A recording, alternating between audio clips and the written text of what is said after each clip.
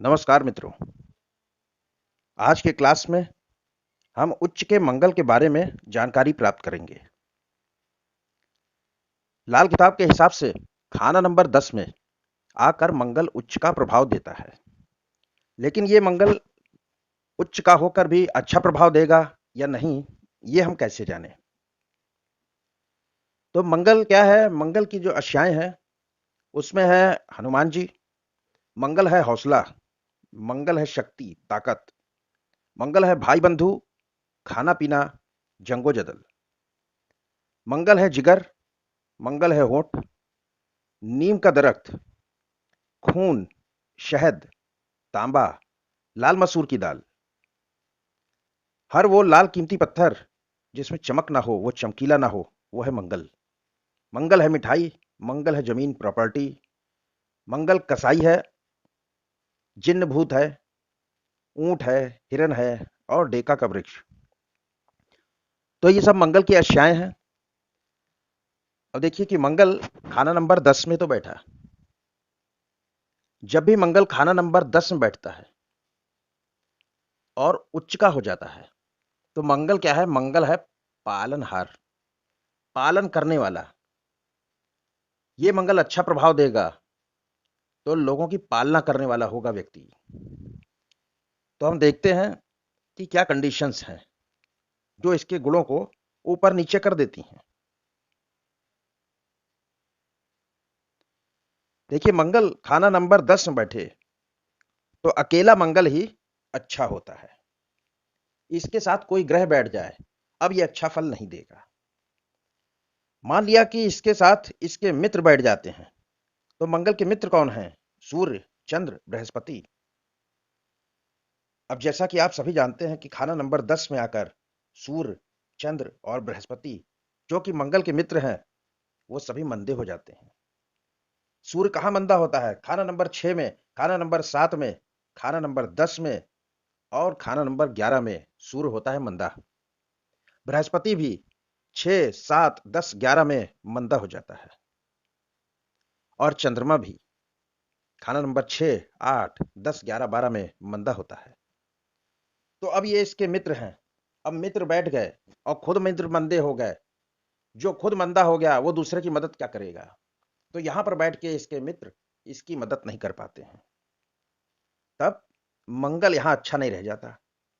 अब मान लिया कि इसके शत्रु बैठे तो भी ये मंदा ही प्रभाव देने वाला है, क्योंकि वो तो शत्रु ही हैं। शत्रु के साथ बैठ गए, शत्रु आकर बैठ गए तो ये मंदा ही प्रभाव देगा। तो खाना नंबर 10 में मंगल बैठा है और वो अकेला बैठा है, तो ही वो पालनहार है, लोगों की पालना करने वाला, ऊर्जा और जोश के साथ लोगों की मदद करने वाला मंगल होगा। यदि वो अकेला बैठा है तो साथ में कोई भी ग्रह हो तो मंगल उच्च का दिखेगा लेकिन फल नहीं दे पाएगा। अब एक और कंडीशन है, उसको भी देख लेते हैं कि खाना नंबर 3 और खाना नंबर 5, इसमें यदि कोई ग्रह बैठ गया तो भी मंगल के गुणों में कमी आ जाएगी। देखिए क्या लिखा है, खाना नंबर 3 और खाना नंबर 5 खाली हो तो ही यह मंगल शुभ प्रभाव देगा। मंगल 10 में बैठा तो वहां उसके साथ कोई ग्रह नहीं होना चाहिए, पहली कंडीशन। और दूसरी कंडीशन, खाना नंबर 3 और खाना नंबर 5 होना चाहिए खाली। जैसा कि लाल किताब का नियम है कि किसी भी भाव से उसके छठे और 8वें भाव से टक्कर पड़ती है, टक्कर का प्रभाव आता है। वैदिक में हम षडाष्टक कहते हैं कि ग्रह षडाष्टक हो गया, एक दूसरे से 6, 8 हो गया, अब अच्छा प्रभाव नहीं देगा। वैदिक में हम कहते हैं कि महादशा का स्वामी और अंतरदशा का स्वामी षडाष्टक हो गया, एक दूसरे से 6, 8 पड़ गया, फल अच्छा नहीं आएगा। तो लाल किताब का नियम क्या है? लाल किताब में है टक्कर का नियम।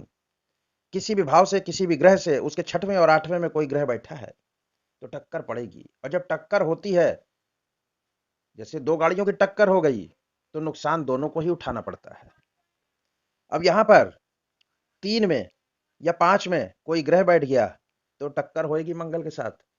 और टक्कर पड़ने पे क्या होता है कि मंगल के गुणों में कमी आ जाती है। इसके लिए खाना नंबर 3 और खाना नंबर 5 खाली है और मंगल बैठा है अकेला खाना नंबर 10 में, तो ही मंगल के सारे गुणों के साथ सभी फल प्राप्त होंगे। अब किसी कुंडली में या किन्हीं कारणों से खाना नंबर 3 और 5 खाली है, फिर भी मंगल 10 वाले का काम सिद्ध नहीं हो पा रहा है। मंगल से संबंधित, मंगल जो फल देने वाला है वो फल नहीं प्राप्त हो पा रहा है, तो क्या करे? इसके लिए एक उपाय है कि हिरणों की पालना करें। अभी हिरण पाल नहीं सकते, आप चिड़ियाघर में जाइए, जाकर हिरणों को खिलाइए। किन्हीं पार्कों में हिरन, बारहसिंगे, नीलगाय, ये सब बच्चों के देखने के लिए रखी रहती हैं। वो लोग पाले रहते हैं, उनको जाइए, उनको चारा खिला के आइए, चना खिलाइए, घास खिलाइए। और आप कुछ भी नहीं कर पा रहे हैं तो हिरण की स्टैचू रख लीजिए, जिससे मंगल बनेगा पालनहार, लोगों की पालना करेगा, खुद भी लाभ होगा, औरों को भी देगा। तो यह है मंगल उच्च। धन्यवाद। इसकी जानकारी खुद लीजिए और लोगों को भी बांटिए।